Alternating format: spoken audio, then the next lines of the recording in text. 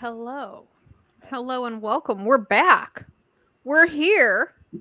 Uh it's wonderful to see you, Teresa. It's wonderful to see you, Morgan. It's wonderful that we're live, and hopefully there are people, we not hopefully, we know there are people here. So hello everyone. We can't see you, but we're excited to be here with you. Um as you might have known, we did not actually go live last week. We almost did, but then we had to cancel at the last moment. And we really appreciate your guys' patience as, as Winchester makes his opinions known. Yeah. But That's how he feels about the fires. Yeah. He puts his butt right in the camera. That's how he feels.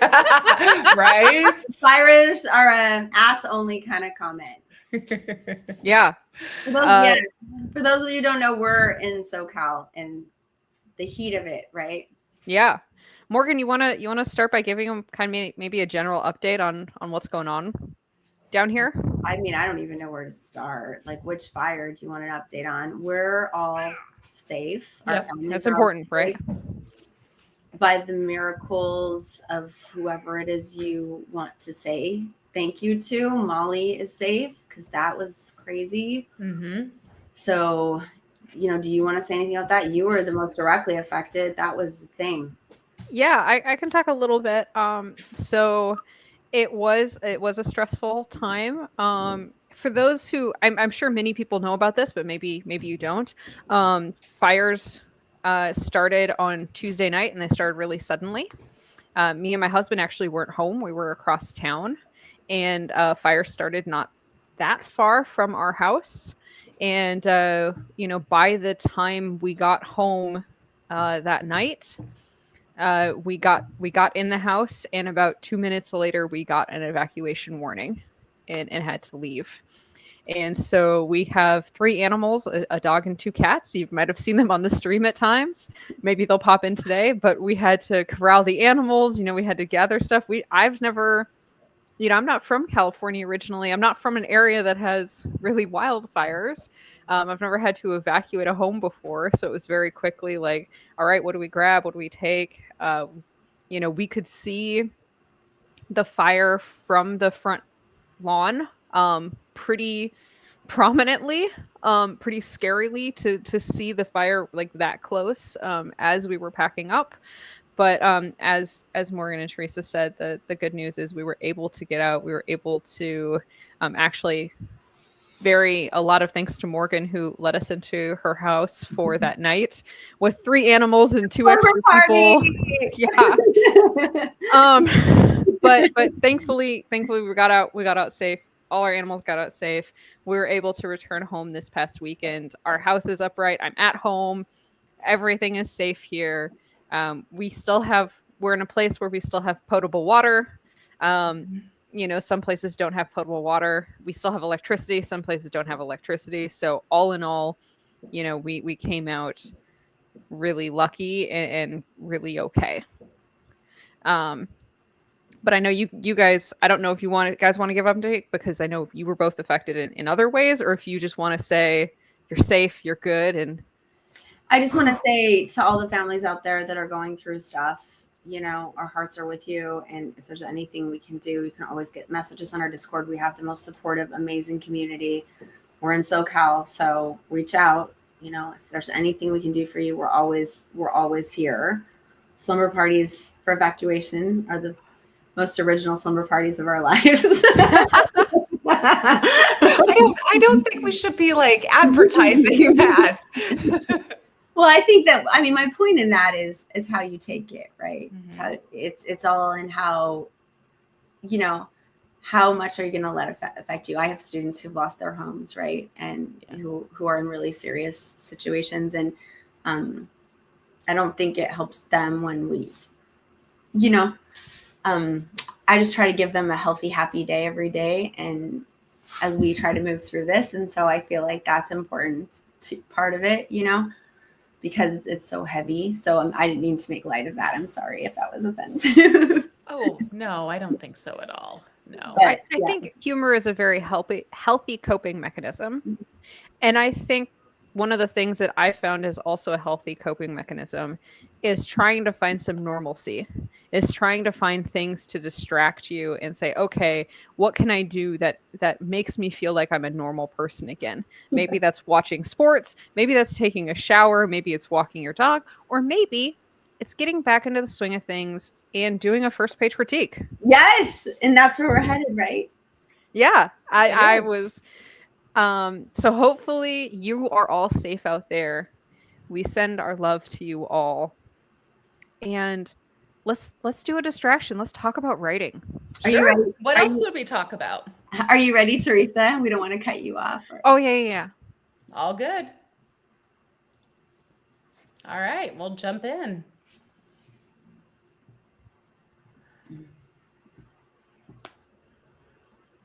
So, in the process of like all of the fiery, the smoky times, I think it's amazing that we even have internet. I was thinking about that, like how well like the cell service is held up, and I hope that's been true for like, people in other places as well, right? Yeah, I think I think it's good the cell service has hung on. I think it's something, knowing people who evacuated last moments, who have lost everything, it's actually a huge concern of emergency services not being functioning during evacuation notices. So I think it's good to be prepared. So yeah, but are we ready? What a perfect segue. There you go. If you're ready, I'm ready. You're always prepared though, Teresa. I feel like you're the Girl Scout of our Teresa, I want to say, like, I was freaking out. Teresa sent me a list and says, this is what to pack. She was like, here you go. She had my back. Who wants to read first? I'm happy to if no one else wants to. I can read. Yay! I love it when you read. All right. So this is a first page critique. And unfortunately, I can't look up the genre. Otherwise, you would see our spreadsheets that has everybody's in it. Should we have people guess the genre? Yeah, I think that'd be fun. I like Okay, that. So if I you like know that. the genre in the chat, guess what genre you think it is. All right. So here we go. I am not resting in peace. I linger in the shadows of the old house, my essence bound to its walls by memories and unfinished business. Everything that surrounds me has been paid for by my enemies. I am not restless. I am an abundance of idleness. Through the fog of my existence, I look through a crack in the window, watching as an automobile pulls into the driveway, its headlights cutting through the darkness of nights. It comes to a stop, and after a moment of time and space that I can no longer measure, a figure emerges, stepping out into the starless nights. An exquisite woman. There's nothing but regret and fear etched across her soft features. She glances up at the house. Her gaze meets mine as I cower behind the dingy curtain. Can she see me? Lord, I pray that she cannot. I was pretty before. Just before. If you saw me now, the scream that would tug on your insides would tear you apart until the ringing of the sound pierces the night. I recognize the young lady. She's kin. I can see it in the sway of her hips, in the high cheekbones and the full lips so like mine, and the powerful women in our family. Powerful, yet we are all gone. Gone except for her. I do not want her to see me like this. Anyone but her. I'd haunt these thin walls or bury myself in the corners unseen for anyone else. I am what goes bump in the night. But for her, there's a story to tell. The story that begins with me. She's the key to putting the souls that walk these grounds to rest. God bless her for the hell she'll face when she opens the front door. I am not restless. I am an abundance of idleness. I am enraged. And soon, so will she when she finds out the truth. Ooh. Wow. I love this piece. Holy cow, there's a lot going on here. Look at the use of like the short choppy sentences to like really grab you. Like when you did the line, when you read an exquisite woman, right? From that line on, I was like completely in, because it was like this ominous setting, and then all of a sudden from this like fog emerged this beautiful woman, and it was like almost like I could just, you know, see it as if it was crystal clear in front of me. I thought that was an incredible use of imagery. Yeah. I love the opening line. I am not resting in peace. And to me, I was like, okay, is this somebody who's dead? Is this a ghost? Is this somebody who maybe is under an expectation of a certain amount of behavior and is starting to rebel against that? Yeah, this is cool. Teresa, what did you think of how it like linked in at the bottom again? I thought that was beautiful, how it comes back to I'm not resting in peace. How like it's almost like a poem. It's very poetic. Yeah. How it goes, I think it's I'm not restless, right? Yeah. I am not restless. I am an abundance of idleness. I love that. I am not restless, an abundance of idleness. And then you get like this line of I am enraged. Yes. And there's so much power in that. And I actually don't love the last line, but it may work depending on what comes next. I actually felt like the I am enraged lost so much power with the next line. I know, like you said, it depends on what comes next, but I wondered how much more powerful it would be if it was more of a question. To like keep us reading, like, I wonder how she'll feel, or a prediction, I think she'll feel the same, or will she feel the same?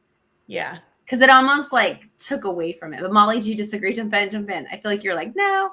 I think for me, I'm with you guys on so much of this. Like, I love the lyricalness. I love the playing. I love what's going on. I love this like mirroring from the beginning to the end. I love this like seeming contradiction between I am not restless, but also I am not resting in peace. Right? Those would seem to be contradictory statements, but they're like living in here, right? And I love that. I wish that for me, like towards the even better if it gets to the ending, right? I wish that the beginning and the end were more of a direct mirror with a twist. Right? And I think what breaks it a little bit is the very last line. Right? I get what you're doing, but I think the I am enraged gives you some closure on what is happening in this. And I'm not sure I am enraged is quite the right line here, but it is giving closure to the questions that you're putting on this page. And those questions are, what is this person talking? What is this narrator? She's not restless, but she's an abundance of idleness. She's this, she's that. What is she? And then you kind of have like a stomping point, like your foot stomping in the ground and saying, I am this. Boom. I am this thing. And then this, and soon so will she once she finds out the truth. That line is less powerful than the line before it, I think. So it depends also on what you're going through here, but I think it would be really, really cool if you had some mirroring that, right? Like you have the I am not restless at the beginning, and then like at the bottom, I'm not sure how to phrase, like you can repeat the line directly, or you can like add a twist to the line potentially. Either works. But really, I love so much that's going on about this. Like this is to me a nitpick because there's so much in there that is really, really interesting and good and powerful. Yeah. I have a possible suggestion, and the author can just throw it out if you don't like it. But I wonder if just changing the last line to, and soon she will find out the truth too, or and soon she will find out the truth. Ooh, yeah. That's better. Yeah. I think a lot of it depends on what comes next. Are we at a true chapter break, or are we at a first page and something's coming afterwards? If we're at a chapter break, I'm not sure that's the best line to end the chapter. You know, that's so interesting because, oh, sorry, Molly. Oh, sorry. I was going to say, like, the reason I don't think you need that line is because we already know that that's what's going to happen next, right? We know from previous further up, like, for like that the narrator doesn't want to talk to this lady, but she will, because for her there's a story to tell, the story that begins with me. She's the key to putting the souls at rest the ground. God bless for the hell that she'll face when she opens the door, right? So we know from that the narrator is going to talk to her, and the narrator is going to tell her some version of the truth in the story. So to me, like, the last line isn't, you don't need the last line because you already know what's going to happen. I'm going to push back. I feel like I Please. like the last line, and I just think it's either one of two things. It's either "and soon so will she," period, or "and soon she will find out the truth," right? I just think because of the way the poetry is set up with the I am, the long turn is jarring for the reader. And I feel like it's almost a tiny bit of a redundancy. So, but I like what the author is saying here. I don't know if it's a he or she, but because I agreed with Teresa's comment, which was, I wasn't sure this person could talk. Like, I don't know. I agree with Teresa's read that, like, it's behind the curtain. I'm kind of envisioning somebody who's not here anymore because all are gone. Yeah. Okay. Teresa, jump in. Maybe. No. Go ahead. Keep going. So now the idea that this person that's gone is going to reveal the truth for me and they're feeling enraged. I liked that. I just think that the execution of the last sentence, everything else was so high. And I think that's why all three of us went right to that sentence, because we were like, we love this. We love this. We love this. Oh my gosh, this is amazing. And then to me personally, it feels overwritten a little bit. There's echoes of the overwriting kind of throughout. I love the short, choppy sentences, but some of the long sentences go a little too long. I'd haunt these thin walls or bury myself in the corners unseen for anyone else. I think a little bit of trimming might help just a little bit with this. That was really smart, Teresa. So you might end like on unseen and just cut the prepositional phrase. Yep, exactly. Because it adds that haunting. The prepositions pull away from the haunting. So just by cutting for anyone else, it leaves us with that eerie feel. Okay, I agree with that. I like that change. Go ahead. I agree, but I want to push back slightly. I agree with the change that you specifically pointed out, but I want to. The author is doing something powerful by occasionally having the longer lines in there. So I think you shouldn't eliminate all of these longer lines, because I think there's a lyricalness to the short, choppy interspersed with the longer. Yeah, beautiful. But I think the longer are too long, and I think they're a little bit too wordy. And I think, cutting and again, it's the lyricalness and the painting the picture and the emotions that are trying to be drawn out here. So I'd haunt these thin walls or bury myself in the corners unseen. So good. We don't need the for anyone else. That's not needed at all. In fact, I would cut probably the for unseen. Generally, I would cut that just in general. I also would consider God bless her for the hell she'll face when she opens the front door. I might cut the word front. God bless her for the hell she'll face when she opens the door. Yeah, if you don't want to ground us in the set, if you want the setting to be more ominous, depending on your genre. Yeah. So if it's horror, I would definitely agree with that. If you want more of, and thriller, like if you want to ramp that thriller up, I think, right? Do you think that cutting the genre for that would be? But I want to take just a minute and celebrate some of the brilliance on the page here. Agreed. So I feel like whoever you are that sent this to you, you are incredible. I would love to read more of this. It's so great. I love, it reminds me a little bit of, oh my gosh, all of a sudden I can't think of it. Okay, as soon as you try to think of something, it like jumps out of your head, but it'll come right back. But Isabella, Allende's writing. And I love the control of the poeticness mixed in with the narrative. And I think the control is really incredible. But look at how the ringing pierces the night. I like the fact that they're mixing the visual with the audio. And then I love the juxtapositions, the dark, the light, the beautiful, the ugly, the alive, the dead. Like it's got this really deep undercurrents of an author. Expansive. I think Molly, And to me, I trust this author. I want to read more because I feel like what you've done content ways on the page is brilliant. I want to read more. I need to know this backstory. I'm hooked. And I feel like first pages are so hard. So that's my shout out to you. I just think the content's phenomenal. I love some of these details too. The dingy curtain, the thin walls, like those are just such simple words, and you have such a clear vision here. Mm-hmm. Yeah. It's so, for me, it's so full of tension. And I love the fact of how the author has used their words to tell us so much about this main character. Like we know, it's so fascinating sometimes how we don't know what this character looks like. We don't know this character's name. We don't know this character's backstory. We don't know so much about this character, but yet we do.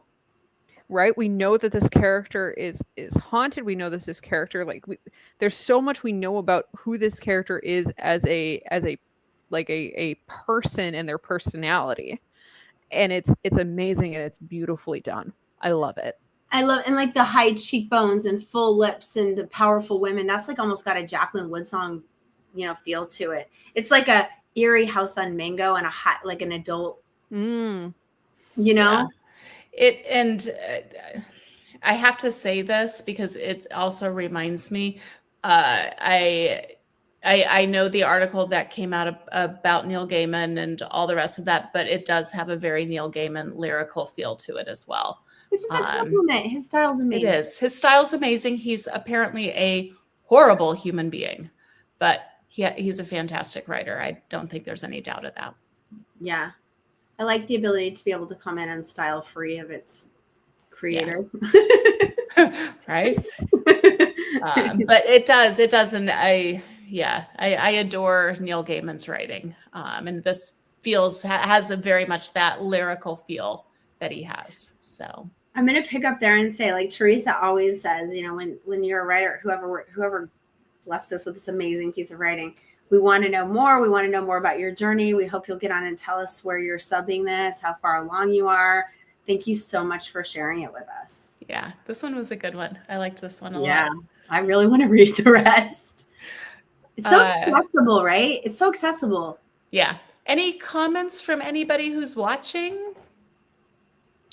Sue Saying the World says that it's haunting. The short sentences give her the impression of someone who is moving quickly and has energy. Oh, that's a good comment. That's brilliant. Yeah. Especially since they're in the shadows and they're like lurking behind the curtain. Yeah. And then also you could move the I am not restless closer to the top. The line I am an abundance of idleness kind of mirrors the other, which moved to the top, frames the page. Yeah, that's a really good suggestion too. Very nice. Okay. All right. Well, let me stop sharing for 1 second and pull up the next one. Oh, you just gave me an idea. You know what I'll do for the mirror? Sorry. No, keep going. I want to say this. You could actually flip it because the way it is now, I am not restless, idleness, and enraged is more predictable. So if you actually flipped it so it was a true mirror, so it was I am an abundance of idleness, I am enraged, I am not restless, and capitalize the N-O-T, then it would actually have the mirror from the first line more exact. It does, but I also worry it loses. I love that I am enraged. Yep. So either way, play with it. Play with it. See what people think. I think that one can go either way. Now I'm playing right. Like I am not resting in peace would be an interesting final line. Yeah. Then you have the full mirror, right? I am not resting in peace. Oh, and switch them fully.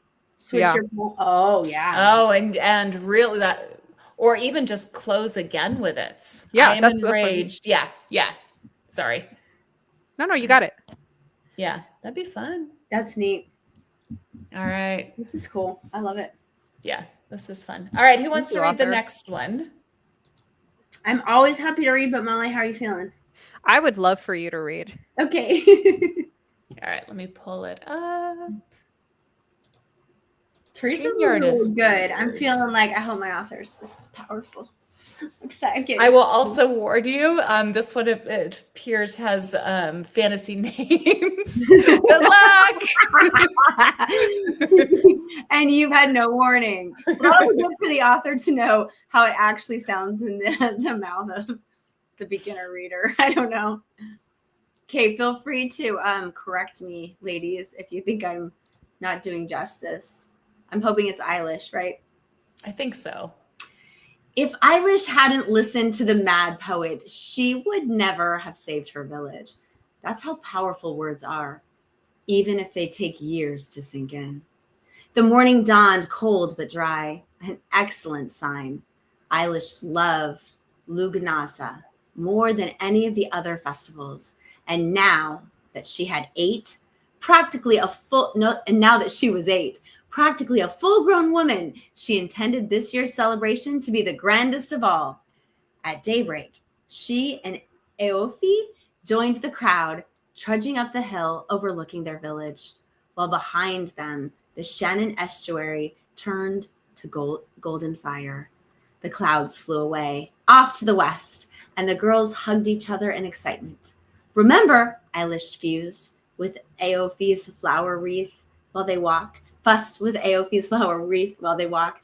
If those stupid Nick Laith sisters tease us, what are we going to do? Ignore them, Eofi said in a barely audible voice. We're going to ignore them, Eilish agreed. At 7, Eofi was only a year younger than Eilish, but often acted like a 5-year-old. The village girls made sport of her and called her simple-minded.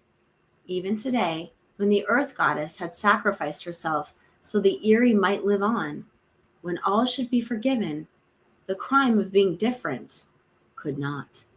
Around mid-morning, after some mines and fire jugglers warmed up the crowd, the horse races began. Eofi and Eilish sat on the tree stump near a bend of the huge oval racetrack, and a bit removed from the noisy, smelly common folk. Though her family held no title, Eilish's father made it clear she was cut from a different cloth. When I'm invested or marry into royalty, there will always be a place for you in my household, she promised Eofi. Perhaps you could be my lady-in-waiting, in the Norman fashion. Would you like that? Eofi nodded distractedly. Perhaps she secretly laughed at Eilish's ambitions. Everyone else did. Eilish frowned, but did not press the point. And I apologize for tripping over any words. There's a lot going on with this. We're really setting the stage. I like what Sue says, the fire jugglers warmed the crowd. Yeah. That's actually kind of fun. I like that. I, of course, love the horse races. I got to the horse races part and got super excited. But let's start honestly. I really loved, what I really liked was the very first paragraph. Yeah, I thought the first paragraph was really well written. I thought the first line was excellent. And I think first lines are really difficult. Yeah, I love the first line. You're like, what mad poets? Mm-hmm. Yeah, I really liked that first paragraph. And there's some interesting mystery here too. That's how powerful words are, even if they take years to sink in. Mm-hmm. So yeah, you've kind of got, okay, are we in the past? Are we in the present? Yeah, what are we referencing here? I struggled a little bit with that because I really liked this first paragraph so much. And then when she was only 8, it was hard for me to think of years sinking into an 8-year-old. That's a good point. Or did I read it wrong? Molly, help. No, I don't. Okay, so I don't want to start with negative. And I don't want this so I'm gonna say something else, but I think I know what's happening. I think I know what's happening here. One of the things that I like in this a lot is I like the camaraderie and the complicated relationship between the main character Eilish and this Aofi. Yeah. I like that there's a lot going on where Aofi is her friend, but also maybe hides things, and maybe there's secrets that she has, and some insecurities as well. So I really like that. This Do you mean by hide it? complicated dynamic. Do you mean by hide it like that she's pretending to be simple? No, I mean that she is quiet, and Eilish doesn't know what she's thinking. Eilish doesn't know if Aofi is secretly laughing at her. Oh, in the end when her ambition. Yeah. And she doesn't, Eilish isn't even sure if Aofi is different or how different or whatever. Like, I like that dynamic of Eilish isn't sure about her or I don't know if it's her best friend, but her friend. And that's very interesting. And relatable. Oh, isn't that relatable? Like, yeah. And I felt like, for me, I read that more as a point of vulnerability for her. Mm-hmm. Like, she herself thought she was being kind of silly, and so she projected that onto her friend. So I really like that. The conflict. I agree with you. I think that's really nice to have that those layers. And we've got some interesting family dynamic too, like with Eilish's father made it clear that so interesting. Eilish's father made it clear she was cut from a different cloth. Mm-hmm. But is Aofe, are they related? The girls hugged each other. I would assume not. Oh, I think I thought. Oh, I got confused. If those stupid Nick Lilith sisters tease us. Okay, that's where I got confused. Yeah. They're presumably friends. And I feel bad because I read that was hard for me to read. That would be a small critique, might be just if the stupid sisters or the Nick sisters, that just shortening those, because there's so many new words for us in this beautiful text. That was a little challenging because I had to stop and really pause, and I wonder if just using either their last name or their maybe something shorter, if the first time they're introduced or something would help, but that's very small. And so I'm going to go to a couple even better ifs on my side. So the first one is that first paragraph, then transition. And I absolutely agree with you guys. I really love the first line. I love the first paragraph. I think what is happening here that is causing some confusion, and I am guessing, this is not sure, but I think what is happening is that we have this first line about she hadn't listened to the Mad Poet, she never would have saved her village. I expect that an 8-year-old Eilish is going to find this Mad Poet, and it's going to, this Mad Poet is going to tell her something. And then the rest of the book, I'm expecting, is going to be Eilish as a young adult or Eilish as a woman saving her village. And the majority of the story, I expect, is going to be her years later, not as an 8-year-old. I think this is probably something like a prologue. That is my guess. And maybe I might be wrong. We don't know. This is only a first page. But that's my guess, is that we're having this this Mad Poet encounter, and that's what's going to happen. And then after the Mad Poet encounter, it's going to jump forward in time to years later, to the plot of Eilish saving the village. Yeah, I'd really be curious to know what comes next. And I'm starting to think more developmentally here. Mm-hmm. I'd be curious to know what comes next about this and what the payoff is with the Mad Poet. Because I agree, it's a brilliant first line, but I think the payoff needs to happen quickly, especially if this is a prologue. Yeah. And the other thing I would question a little bit, especially if this is a prologue and presumably Eilish is looking backwards to the day that she met the Mad Poets, I would push back on the practically a full-grown woman. And the reason I would say that is because this is a fantasy setting. Normally, in a contemporary world, an 8-year-old says, I'm practically a full grown woman. We understand that there's hyperbole there. We understand she's exaggerating. We understand her view of the world may not be correct. However, in a fantasy world, when you're trying to feed the reader information, this is confusing. So I might, again, depending on this world and everything else, because I'm like, do these people only live to 12? Is she able to have kids? Or are we contemplating marriage at 9? Like, because it becomes a world, because we don't know the exactly. rules of the world, so we don't know what the joke is, right? That's what you're saying. We don't know if this is hyperbole and we're laughing at an 8-year-old who thinks that she's an adult, or if, like you said, they marry off kids at 8 years old. Right. You know, and she's fertile and at historically 8 years old. had done. So. Absolutely. So I wonder if it would be helpful for the author to hear. I don't know if this is helpful, but I hope it is for whoever wrote this awesome piece. I'm picturing just like a very quaint village that in a beautiful festival and almost like a Middle Ages kind of setting coming off of the morning dawn. It doesn't seem to be anything too different from our world as far as setting goes. Are either of you reading that differently? I'm reading specifically Ireland. Okay. With the names, yeah. The names in, doesn't it say Shannon? Well, the Shannon estuary. Irie. Okay. I can't pronounce that. Towards the beginning. Oh, so that the Irie had yeah. sacrificed herself even today when the earth goddess. Oh, so are we talking like Brid, the actual Irish goddess who sacrificed herself? Oh, yeah. So is this historic or is it fantasy? Or both, historic fantasy. I don't know. And I will also say that the 8 years old thing, if this is historical, the readers are going to pick this up, presumably knowing the genre, because they will have read the back of the book and the cover will have told them and everything. So that's all not a big deal if this is historical. Yeah, and the Norman fashion would work with that too. Mm-hmm.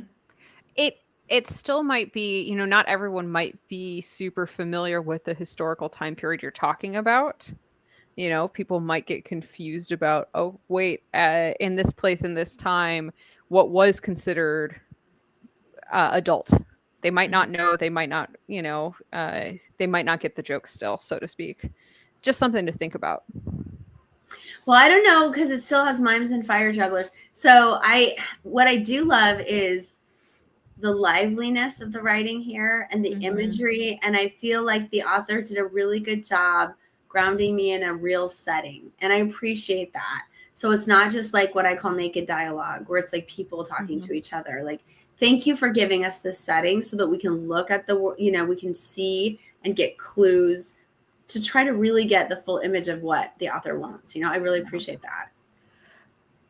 I think my final even better if is I wish that I think it would be a little even better if we had a little bit more idea of what we were supposed to focus on as important.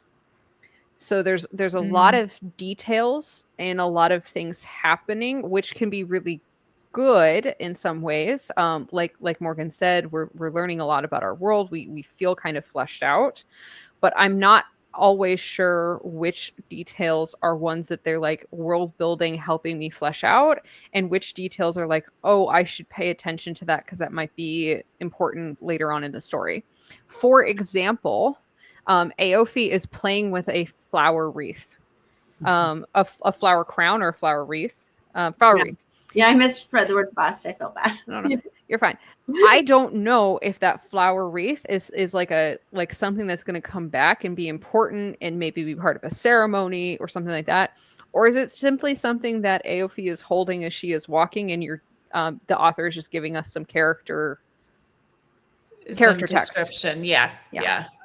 So I think this is really, really challenging, but kind of helping us focus on what we need to pay attention to and what is description background and what's important to the story could help here, because there's so much happening, so much world building, so much going on, so much learning about the Earth Goddess and new names and all that kind of stuff that it just makes me feel like what's important, what do I need, and I'm not positive right now.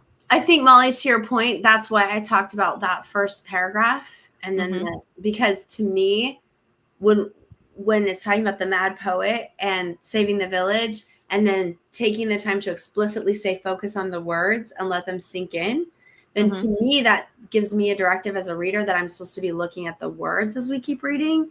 But maybe that's not quite right. Like, what do you think, guys? I don't know. I hadn't thought about that. That's really interesting. Because that's how I read it. So I know, you know, when you were saying, I wasn't necessarily reading it as negative. We were talking about that transition, because I know you had said earlier that you didn't want to like talk about it as negative, but I was like, maybe that's actually a directive that as we're reading through, we're supposed to be focusing on certain words. It's kind of like the author is actually telling us. Oh, interesting. Hey, yeah, it's like a code, a little bit of a code to us to what to answer, that's answering your question. Interesting. And it might be further answered, you know, when we have more information. Yeah. Yeah, that's what I wondered. Is the words, if they weren't, I mean, because we don't have enough here, like there could be a full word play. And like the idea of her being simple, is she really, or is she playing simple? And that's kind of the turn at the end, you know? What are our words really telling us? I don't know. I love the idea of really focusing on words, and then also being such a good writer that you can write description well. Yeah, agreed. I agree. All right. Anything from our viewers? Let's see. The book Wormhole said a good point about genre consideration. Holly, we are very grateful that we were able to be on tonight as well. So, yeah. Okay. And thank you guys for joining us. Thank you so much for submitting. Yeah. Like, it's so great. We love it. It's fun. And if people are interested in submitting, how can they do that? I think they can go to Some might say, no, they can't. They can't go there. Where can they go, Molly? They could go to our Patreon. And if you sign up at the $5 or above level on our Patreon, you can submit to our first page critiques, as well as to our line by line edit, or a variety of other wonderful perks that our Patreon has. And it helps support us, helps us run contents, pay for our website, etc. Oh my gosh, you're the best. I need some kind of bell to ring. If you ring the bell, do I get a treat? That's right. Sure you can train me. I need to pay you guys or something. But thank you so much, everyone, for joining us. Have fun writing out there. Hopefully this helps. And our thoughts are with everybody dealing with the fires as well. So everybody stay safe. Hopefully the winds die down soon. So grateful for everyone. Thank you. Take care, everyone. Bye.